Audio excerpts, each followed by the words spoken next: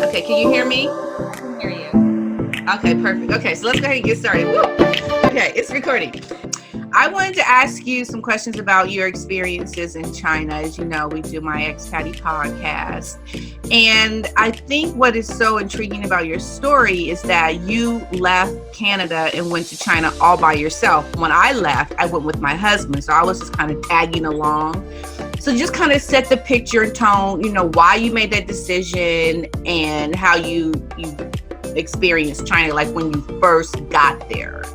Okay, so I was finishing university, and I had lived in Germany when I was 19 and backpacked around and lived in Europe as an au pair, which is like a nanny at that time before I went to university, actually. And I thought... Okay, I'm sorry, the audio went out.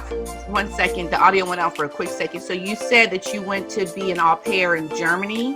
When I was 19. So when I went back, before I went to university, so when I moved back home, I thought that I'd have traveling out of my system. But once you start traveling, it's like you can't get enough in your life. So I couldn't wait to finish university and leave Canada again and explore somewhere else. And I really, I saw an advertisement in the newspaper for a teaching job in Nanjing. I didn't even know where Nanjing was. I mean, I knew it was in China, but I didn't know anything about it. But I thought that would be really exciting. Mm-hmm. And I actually applied for the job before I finished university. I still had a few weeks left to go. Mm-hmm. Okay, what was the job? Really quickly, what was the job? It was for, and I went to university. I studied history and English literature, and then I took my 5th year of university, which is a Bachelor of Education to be a teacher. And this advertisement or a posting for a Canadian teacher it's called a British Columbia or Canadian offshore school. So what they do is teach the Canadian curriculum over there. So they hire certified teachers from British Columbia, Canada, to teach at this school. Okay. And, it's inspected by the BC Ministry, and we have to provide the same curriculum. So it's exactly as if those students were going to school in Canada. Okay. But of course, it's different in that it's in a Chinese school, and all the students are Chinese. And I thought it was just really exciting, and the fact that China is a communist country, I thought, wow, that's super interesting. And I really, even backpacking when I was 19, even backpacking around Europe, it wasn't difficult. A lot of people spoke English everywhere. And although, of course, different food and different cultures, but I didn't find it like super challenging. And I thought China would be a challenge. And I really wanted to experience, it sounds funny, but something difficult. I wanted to go somewhere that would be more difficult. More challenging. Yeah, more difficult. You wanted the adventure. Yes, I wanted the adventure. So I was actually more scared about teaching than I was about going to China. I thought, oh my God. Really? Yeah, because I just finished university and I thought, oh my God, can I do it? Is it going to be okay? So I was like really nervous just about the job. Okay. More than the country. And also people always said, you can get by with gestures and you can use your hands and feet and people will understand you. And as you know, living in China, that's not the case. You know what I mean? Gestures. Right. No, it's not.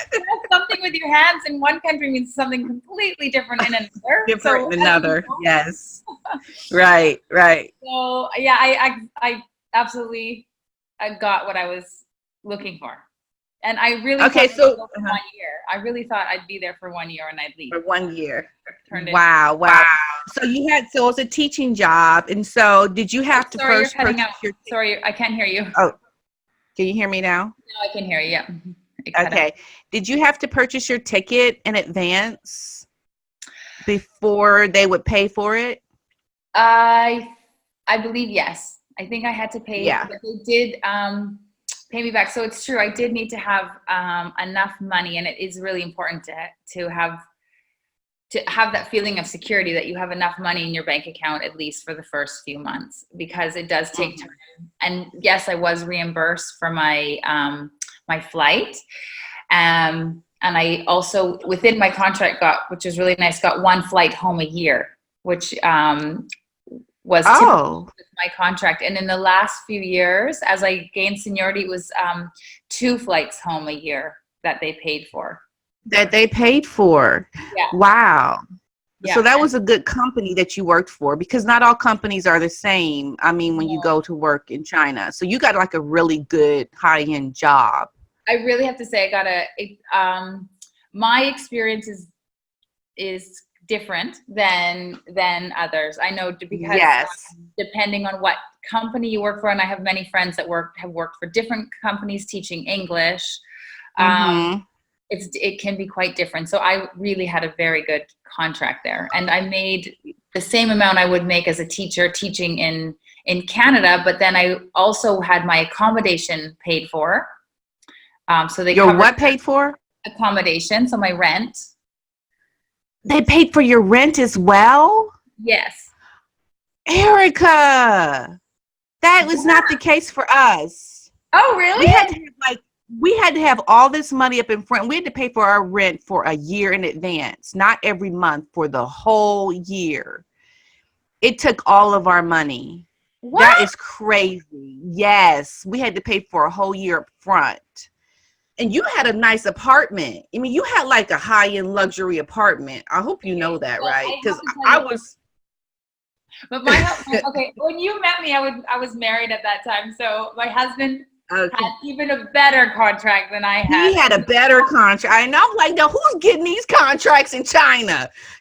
You had a car, you had an His contract was apartment. even better. Yeah, it's It was true. like a two-story apartment with a nice kitchen, and oh my goodness, I was so shocked when I saw your place. I couldn't But our believe place was it. very different. I mean, I wouldn't have had a place like that with my contract, but I was able to have a nice apartment. And what we could do, and our salary was very good. So what many teachers do, not all, because many are there and they want to really save a lot of money, but you can Mm-hmm. also top up. So if you wanted a nicer apartment, you could still Mm-hmm. use your own salary from your job to Oh, a okay. nicer place.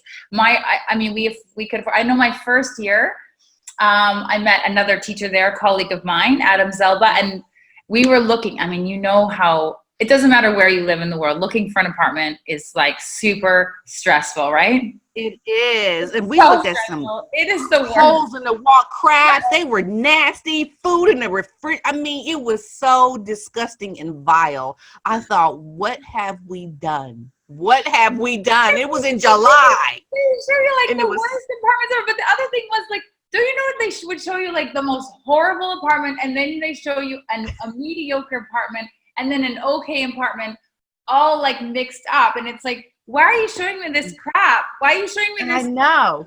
Never it hasn't It been was, or clean for like 10 years. Like nobody's gonna I live know. us here.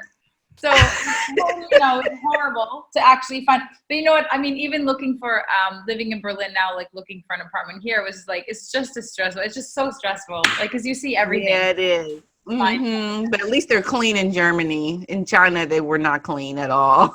It was so bad. It was so bad. Yeah, Oh my God. Okay, so my mom is, huh? I was gonna say What did you like say, Erica? I was gonna say the first year, a colleague and I shared an apartment. So we had a very nice apartment because we were able to get with both of our living expenses, we were able to have a Mm-hmm. nicer apartment with 2 bedrooms. So Okay. So I had some questions from someone who wanted to know about. So I was telling you about English first, and so that's one of those mall jobs, because that's what I did. Because my husband had like the real job, and then I had like just got a little side job at a mall. yeah. And I think that's what English first is. And so you don't know much about English first, right? I've heard of it Um, first. I have heard of it. I think it's a kind of a big name. I don't know. mhm. I've seen them everywhere, and I think I've had friends that worked possibly for that same company. So But they're a legitimate company, like okay, it's going to be a legit situation. Yeah. Okay. So she wanted to know, so what is the minimum amount of cost that you would recommend someone, or salary that someone should get for a job when they move to China, like a yearly RMB salary, Chinese yen salary? Do you remember oh, what yours was? I don't remember, but okay, so mine, I earned, so mine is not, because it was like a really, it was a school and we had to have a certain amount of pay. It was a lot more than what somebody working at like English First would get, for sure. It was, you know, like I could say I was able to save a lot, for example, if I didn't spend it. I did spend a lot. But yeah, I think they're offering her 16,000 RMB. No, I meant, I think 14,000 RMB a month. So what would that be? What would that be? I would like to know what that is in, for example, in Canadian. I think it's like $400 a week. $400 a week. Okay. That, I think that's okay. I mean, you can live on that. You can live cheaply there. You can live. That is true, but she's going to Beijing. Oh, isn't it Beijing expensive? Yeah, it's a bit more expensive, and it's such a huge city. But I think you can still manage on. Are they on top of that? They should really be providing accommodation. Are they providing? They're not. They should at least pay for her housing, right? It's quite normal, yeah, that they provide housing, especially that she's coming all the way from the States.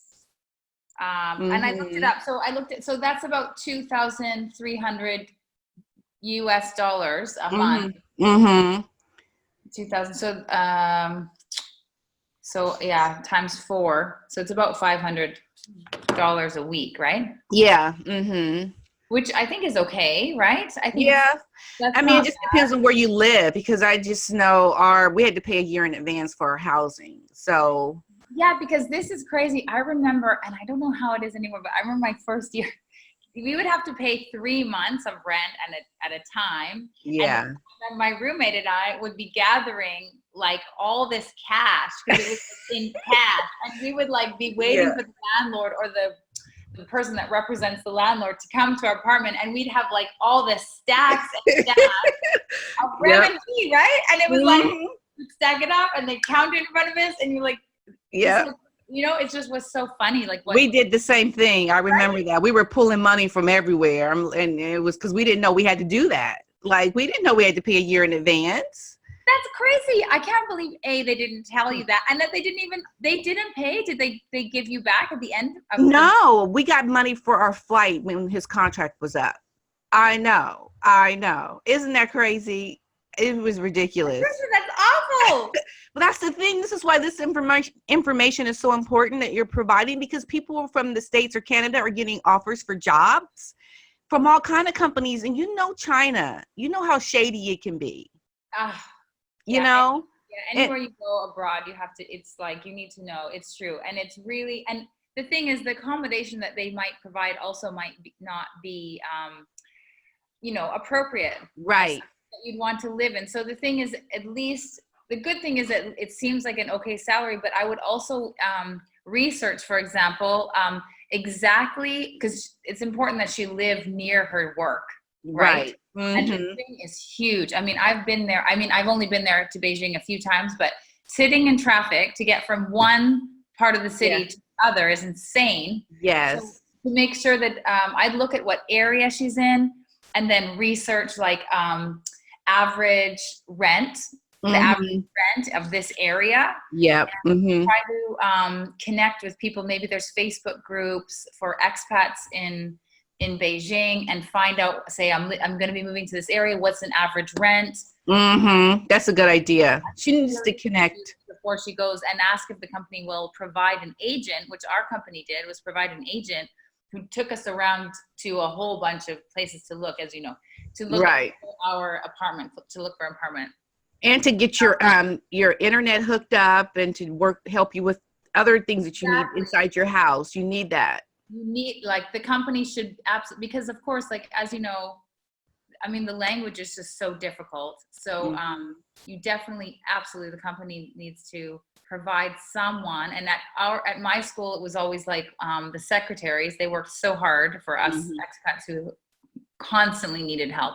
And that she needs to have someone to go to who can be act as translator and help with all those daily bureaucratic things that can be Right. such a hassle when you go like, oh, I'm having a bad China day, you know. Right. Okay. So I'll definitely, that's a good recommendation.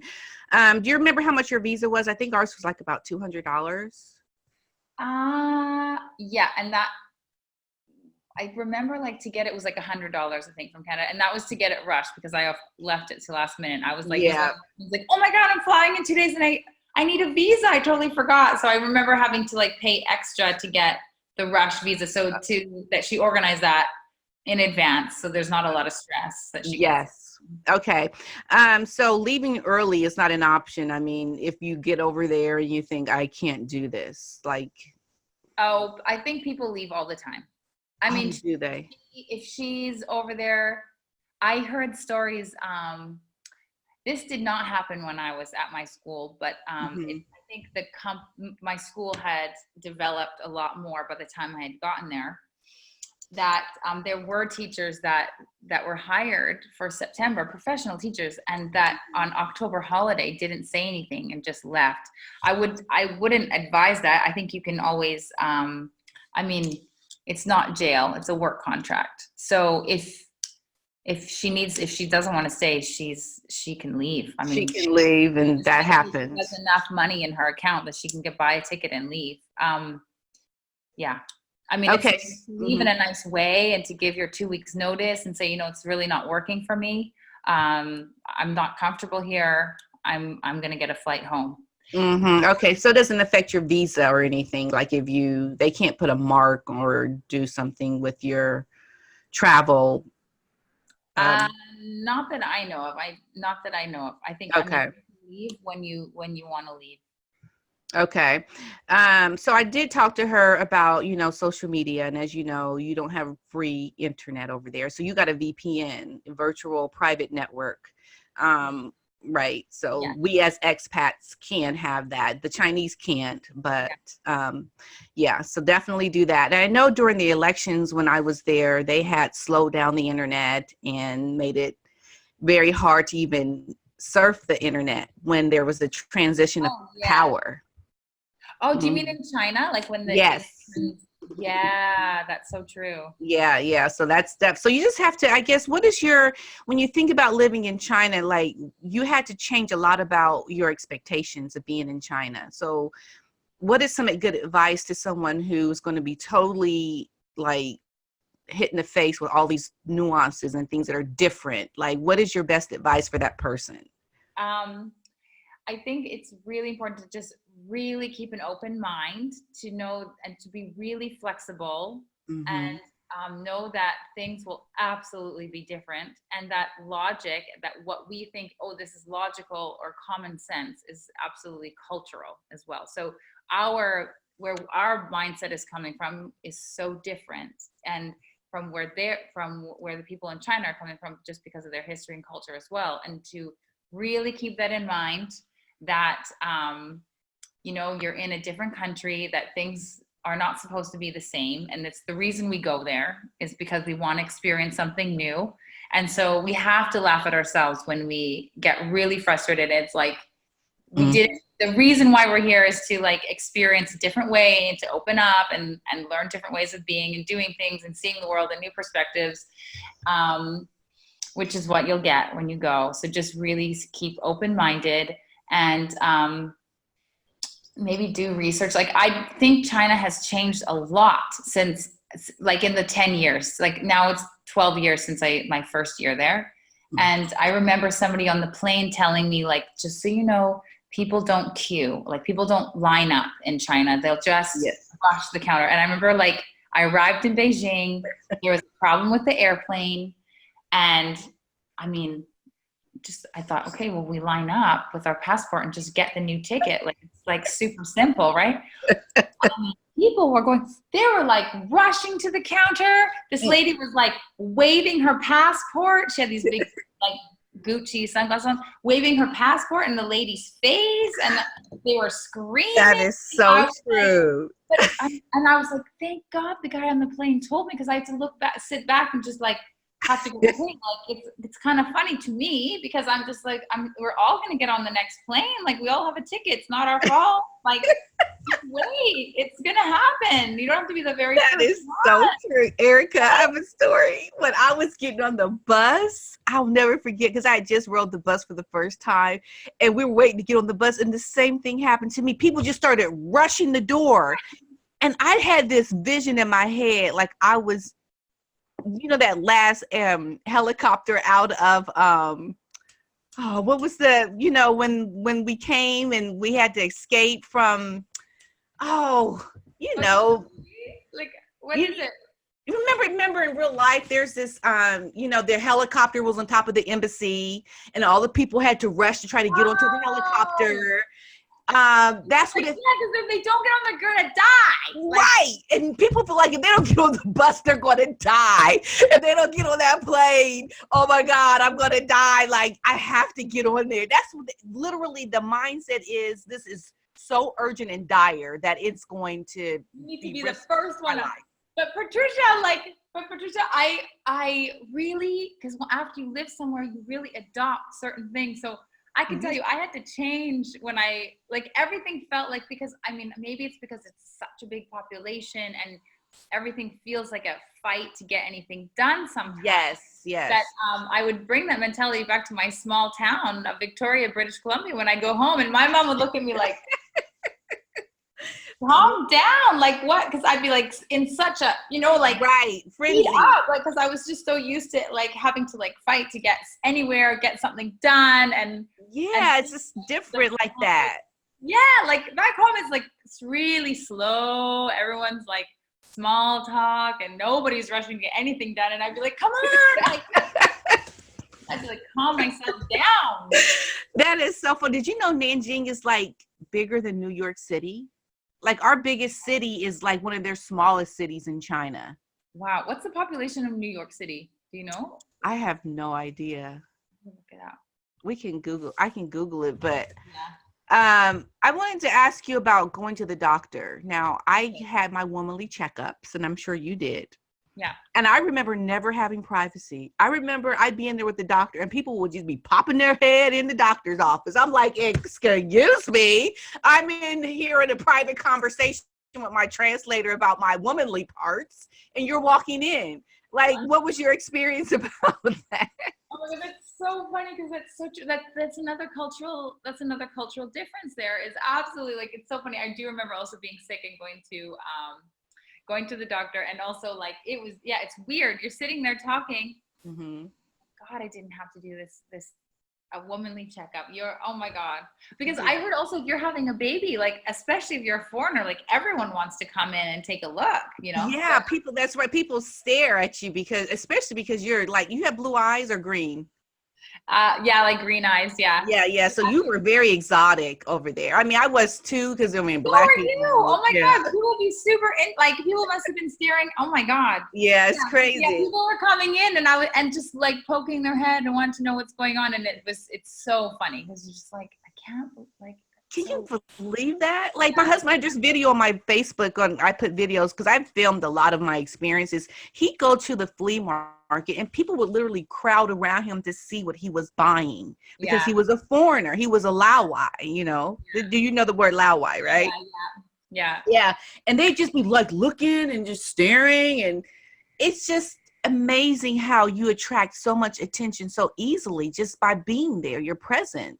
Yeah. And people would stare at you. Wouldn't you get that experience a lot? I would. And then, you know what, after a while, I really didn't experience it anymore. Maybe I just look like I fit in or something. I have no idea, but people stopped. And when my mom and stepdad would come and visit, then all of a sudden people would be asking for their pictures and stuff. And I was like, oh yeah, that's how it is. It's weird. I don't know if I gave a look, don't come near me. I don't know. But my mom and Miles really liked it. They always thought it was funny, oh, it's so cute. They want, they felt that becomes a fun thing after a while. Yeah, because Athena got that a lot too. Yeah, your daughter must have it too. When I went out with my son, I'd have 20 people. For me, no, but my son, it was going out with Brad Pitt, and then he spoke Chinese, and you should have seen that. That's right. Your kids learned Chinese because you had a nanny, didn't you? It was so affordable for you. Yes, I had a nanny, and he's English and Chinese was fluent both. They're learning German now. Do they speak it? Now they're learning German now. So okay. Will Yeah. they keep their Chinese or no? No, we have a wonderful Chinese babysitter that comes like once in a while. We Okay. really tried to find one here that would speak a Chinese babysitter so they would keep that connection to the culture Oh, and good, good. because they were born in China, so they really feel they're Chinese. I mean, they're Chinese. So Yeah, yeah. they connect with that culture, and we really try to keep that connection. But yeah, she doesn't come enough, and and now that they're learning German in their kindergarten, it's Mm-hmm. they're losing it. It's really unfortunate. So I'm going to have to Yeah. call those tiger moms and send them to Chinese school on Saturday. Yeah, that would be good. Yeah, because my daughter, she got along very easily in the Chinese kindergarten. But my son, he grew up in Germany. He went to German kindergarten, so they pick it up so easily. So trying to keep both would be so good if you could. Yeah. Just having cultured kids like that, I think, is so amazing. I just think more Americans, Canadians should have. I don't know what it's like in Canada, but I know Americans, we're just not cultured, We just don't have that. Well, I know it's silly. Like I find that in Canada we have to learn French. It's our second language, but they Oh, don't start yeah. until really late. Like I remember I started learning in grade 5. Like why not start in kindergarten? This is amazing. If you can, the younger the better. Right. So you speak French as well. Well, no, it's super basic. It's really Okay, but that's awesome that you have that option to learn it, though. I mean, they should do it, of course, sooner because it's so much easier when you do it. Like you're like little sponges. Yeah. When you're kids, you really pick it up.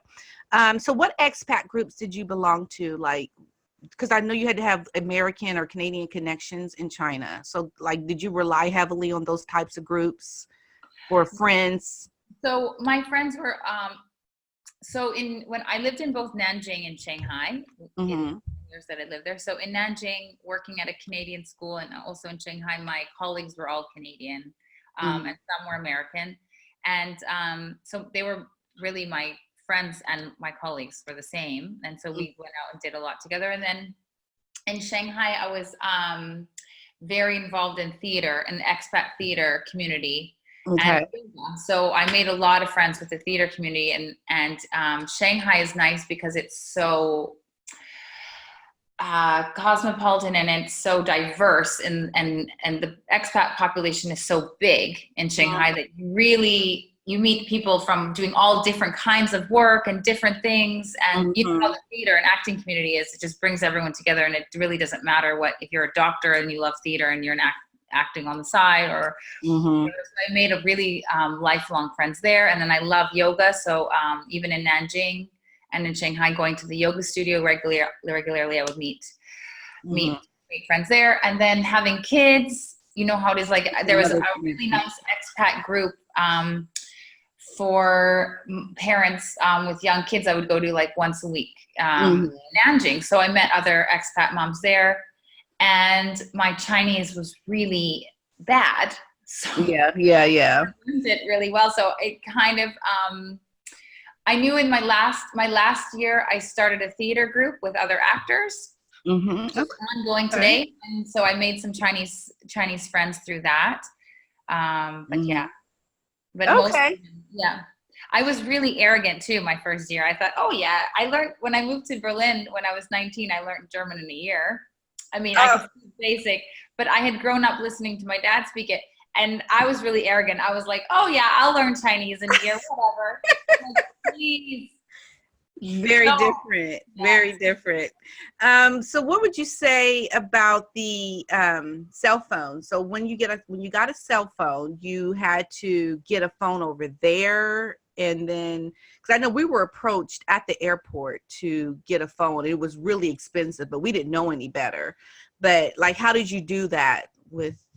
Oh God, I'm trying to remember my cell phone. I think I used my phone from Canada, and you just can get a new SIM card while you're there. Oh, okay. So I would suggest bring your cell phone and get a SIM card and get it set up that you have like monthly payments or whatever in China. Okay.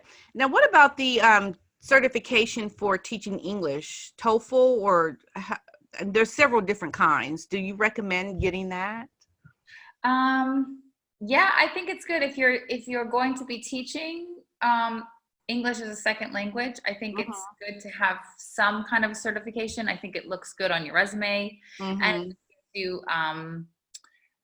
that background to do it. So I think it's always good to have this certification of it. Okay. And I don't really know what's best or what's more preferred. I don't know if one's better than the other.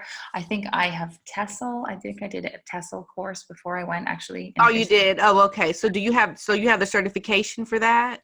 Or is that? Yes, but in the end of the day, I wasn't teaching it. I was teaching at the Canadian curriculum. So I didn't. Okay. But I do have it, and I think it was a good program because it took us through. If you haven't taught before, it's nice to learn how can you make a lesson plan and just different techniques to help teach the language. Oh, okay. Okay.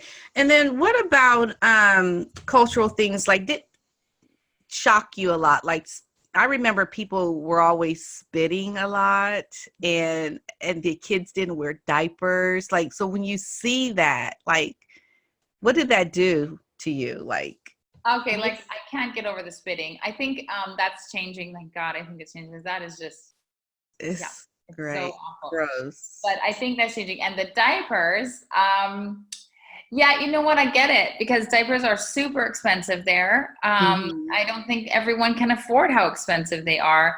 And in terms of potty training, the kids in China are potty trained so much earlier than kids in North America.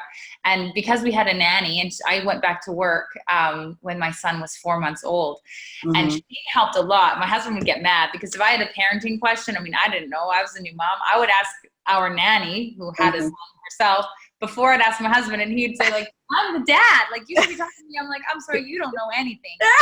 I her, and what she did, she also got pants and put the split pants because you know the kids wear those split pants. The split pants. My son, he'd be running around the neighborhood in those split pants, and she had.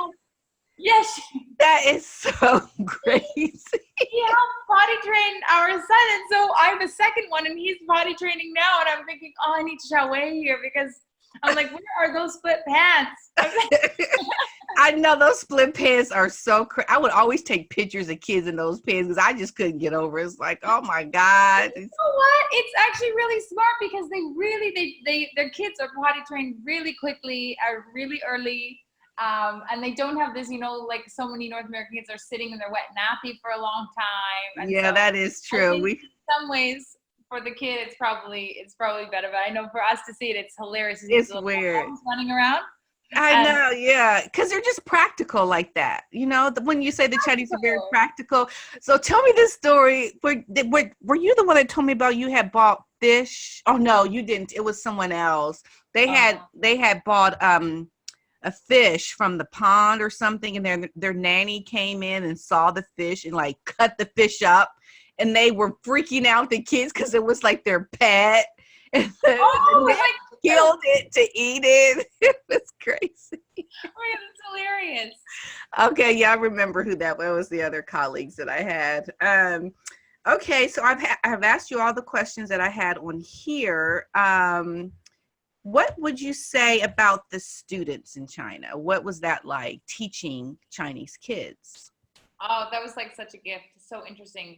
They're amazing. I don't think we would joke in the staff room like we're having some discipline problems, and it's a joke because it would mean like the kids was maybe sleeping in class. Yeah. You never had those issues, did you? Like, you know, yeah, like to have like a kid, you know, you hear stories. I hear stories about like, you know, friends that are teachers back home, or I have a friend that was teaching drama in London, and she had kids bringing, like, some kid brought a knife to school and a gun to school. They're like, you know, just things that are unheard of when you're teaching in China. And so no, the students, I have to say, they were so good. I think what was really different is that growing up in Canada, the classroom it's normal to have a classroom that is very, you know, Canada's a country made up of immigrants, you know, like my dad is immigrated from Germany, and it's normal to have friends from all over the world, and it's normal to have this kind of a multicultural classroom in a way. And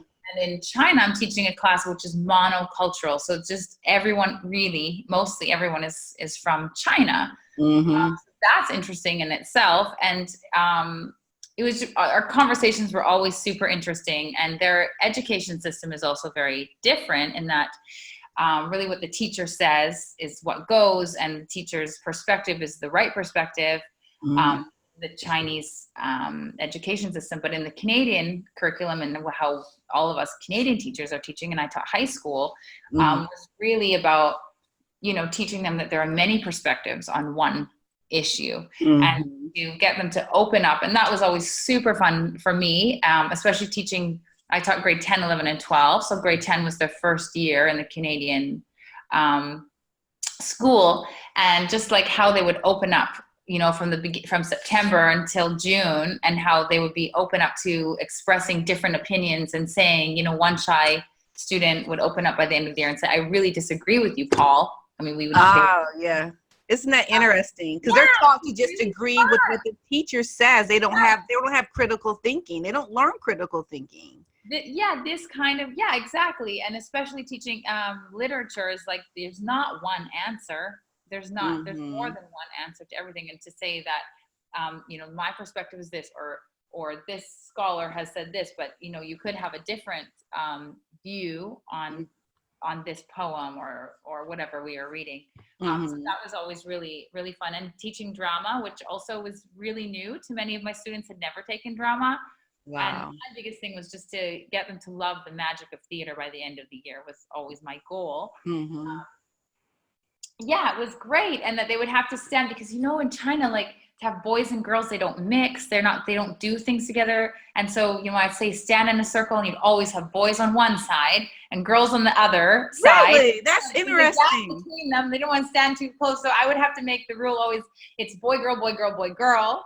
And that sometimes your partner is going to be a boy, and sometimes it's going to be a girl. That boys and girls are working together was also really fun to get them to develop that as well by the end of the year. Wow. Which did, and this would never happen 10 years ago, but my last year, 1 or 2 students came to me and said that they were going to get a degree in theater in Canada. Wow, so, because of having taken your class. Yeah, which was like, I was like, oh, my job here is done. It was really, really nice, because I think 10 years ago, also, it was really like, students and parents would say, like, you have to study business, science, engineering.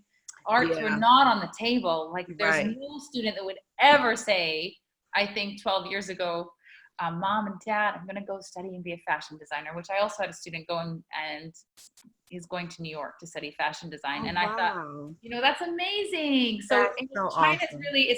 Was really nice to see this evolution in just parenting culture, education, over the 10 years as well. Wow, that I didn't know that about the boys and girls, like, because I worked with like little kids. So when they're older, like your kids, they're taught to separate. That's interesting.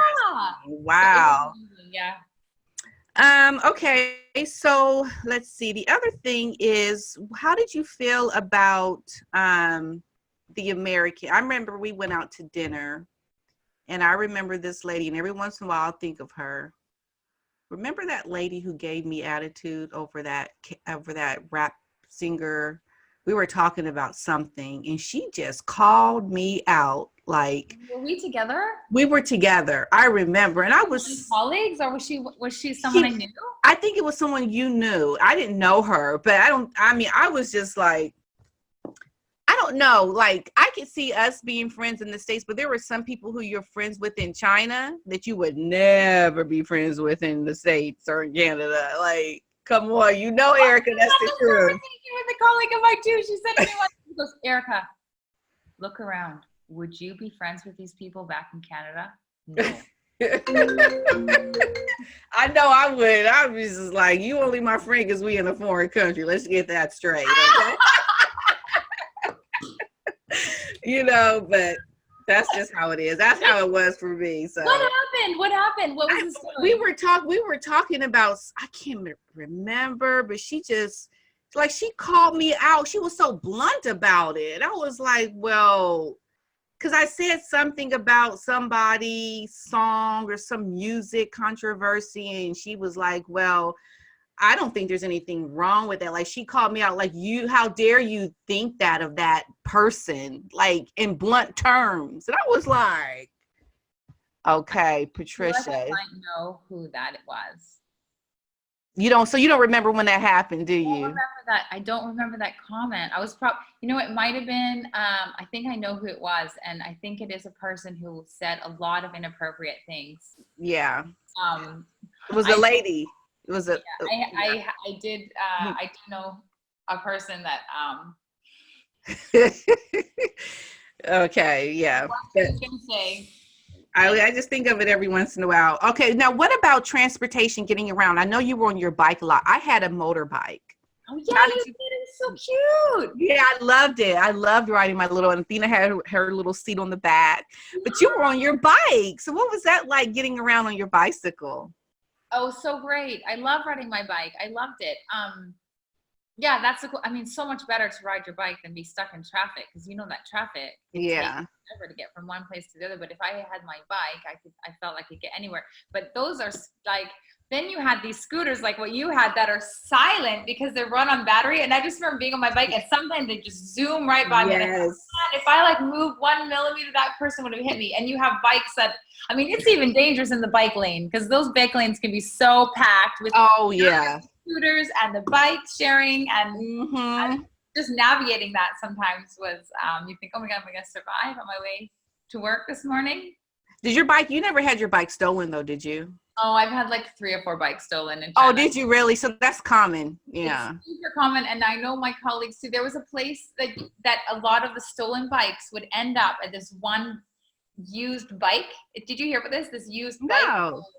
Yeah, there's this used bike seller. Okay, so it was like this huge like parking lot of bikes, which if you had your bike stolen, you would go there and look for your own bike to buy it back. So a lot of colleagues would go, and all my bikes were stolen in Shanghai, and I did not know where this place was in Shanghai, but I was like constantly buying a bike, and I would buy like the crappiest, Yeah.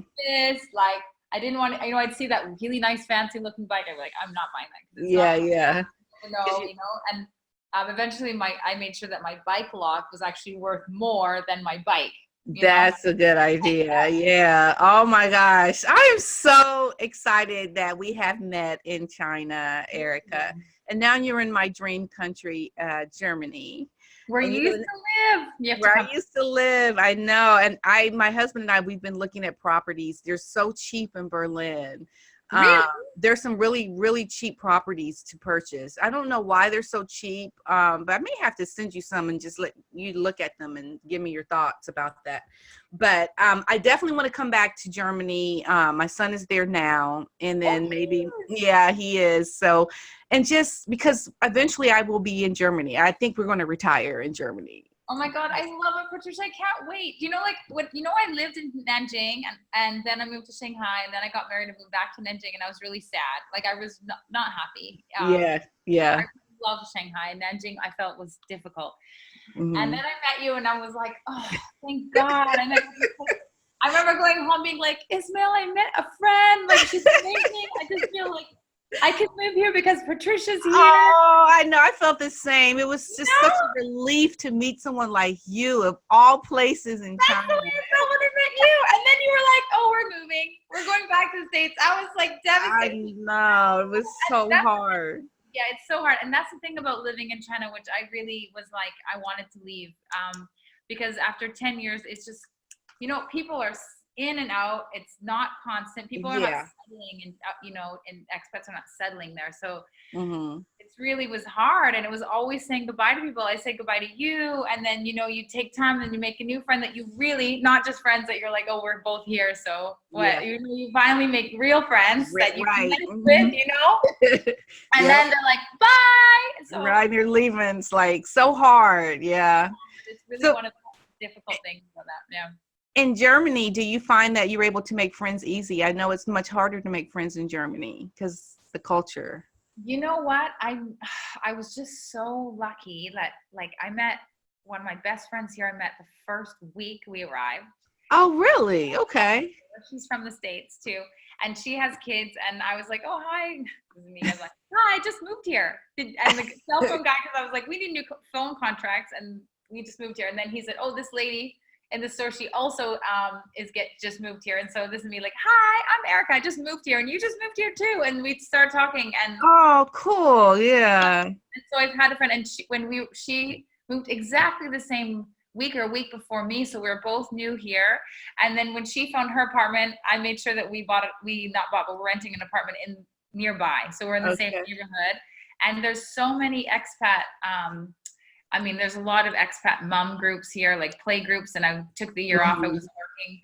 And so I met like friends through that. So it really has been easy. But again, my circle is really international. It's people from States, and we have friends Syrian friends. So really people from everywhere. Everywhere.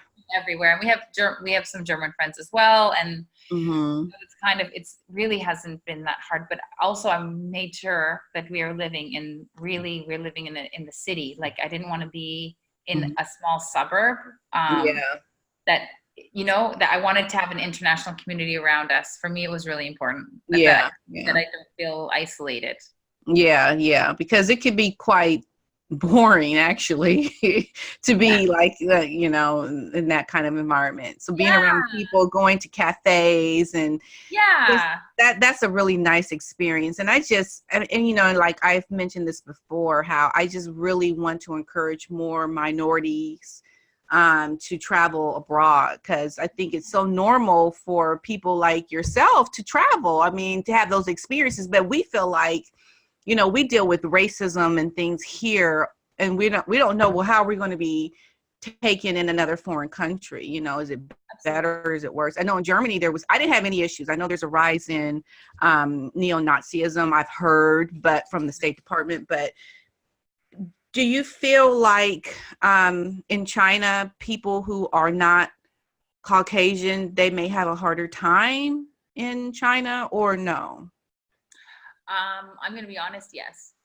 I think that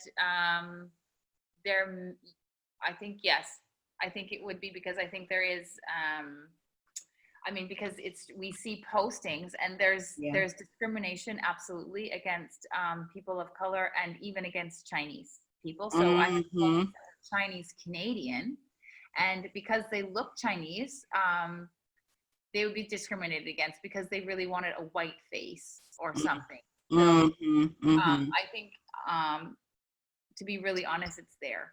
It is there. And because they are so blunt already in China, things are I know I had not experienced blunt racism, but I was kind of like a mom, a stay-at-home mom. I went and taught my little English classes here and there. But I just think for someone who's going by themselves as a minority, that you have to be aware that there is racism. There is. I do think that in terms if you're thinking violence or something, I think it's super safe in China. Did you always feel safe? Yeah, I did. I always feel safe. Although my husband did get robbed, like it was a movie mafia type of situation. He went to go buy some knockoff merchandise. That's another story, but it was so unbelievably scary for him, where they like wanted his passport. Big muscle guys, like he seriously got himself in a predicament. And I'm going to write about that, because I'm writing a book about my experiences in China. I'm almost done, but I'm going to write about it, because we bought back all this knockoff stuff from China, which you can get in. Did you bring back stuff? Oh my God, I love the market. I went in Shanghai. They had an awesome market. I got like purses. I was always getting I don't even care about name brands. I could care less, but I'd go shopping there because you could get like a purse. And I know these my sister had a boyfriend, and he really loved watches. So like he asked for a knockoff, like a watch, like an expensive, these expensive name brands of a watch. Hold on. My mom keeps she knows I'm in a phone call. Mom, I'm almost done. Can I call you right back? Because I'm recording right now. I'll call you right back. Okay, go ahead and get them up and get ready. Okay. Sorry, but yeah, but he went to this back room. You'd go to a back room, and then there was like another hidden back room to like look at the other watches. My husband knows about watches. Like I don't know anything about it, but my husband was like, and you have to play the game as well to like get the good price. And so Wow. Yeah. You always have to negotiate. Yeah. Like, cause I remember when I went with him, we went through a back alley and then there was a store and then you had to go behind another door. It was very secretive, but you can get some really great things, Yeah, you can get some really good things. Yeah. So it is safe, but as a minority, you definitely want to have a support group when you get there. You want to be, and always expect that you will be discriminated against. That will happen. And just knowing that as long as you're not in a situation where you can be harmed, you're okay. But yeah, I mean, for always be careful, like going in back rooms and things. mm-hmm. I think after you've been there a while and you can discern like this is bullshit, or this is right. Yeah. This is like a typical back room thing. I don't know, but like, yeah, I mean, you have to be careful and know, yeah, and who you are. If you're a foreigner, you need to know what are you allowed to do, what are you not allowed to do, and yeah. absolutely. But I do know people. I know. Yeah, I think as a woman, I always felt safe at any time of night coming home, walking alone. And it's not like that in every city. And of course, you need to be careful where you go. But generally, I felt it was very, very safe. Like I felt safer in China than I did in Vancouver, where I'm from. Yeah. Not be walking out alone or waiting at a bus stop. Right. Night, for example. Yeah, because in China they don't play. They. I mean, yeah, if you're gonna, and they have those cameras everywhere. Like, cameras are everywhere. They're always tracking you. It's just a very common thing. Well, our hour is up, Miss Erika, and I wanted to thank you so much for speaking with me. And if I get any other questions from anyone, I'll be sure to just maybe if you could send me if someone has a question for you. Yeah, please. I'm really happy to help. And I also really encourage anybody to go abroad and do it. And especially if you have your contract before you go, and do a bit of research about, like, if they're not paying rent, do a bit of research before they go, about housing costs. But yeah, like you said, it's an amazing experience to go abroad and see life in a different place and see how it is. And no matter who you are, you're coming back with good stories. Right? Exactly. Good and bad. You look back on them like we do right now, and you meet amazing friends and they have amazing experiences. And so definitely want to keep encouraging that. And thank you so much for your time. And what are you getting ready to do now? You're off? Now I'm going up. I'm going to pick up my kids at kindergarten and get my parents from the airport. Oh, wow. How exciting. How long are they going to be there? How long are they coming? They're coming for a few weeks, and I'm going to a film festival in Portugal, so they're going to be helping look after my kids. Oh, how fun. Helping my husband care for the kids, so he doesn't have all the stress alone. Kids out. Well, have a wonderful day. Thank you so much, and I'll be posting this video later today. Yay! Okay, yay! Thank you so much. So good to talk to you. You too. Take care. Bye, Erika. Bye.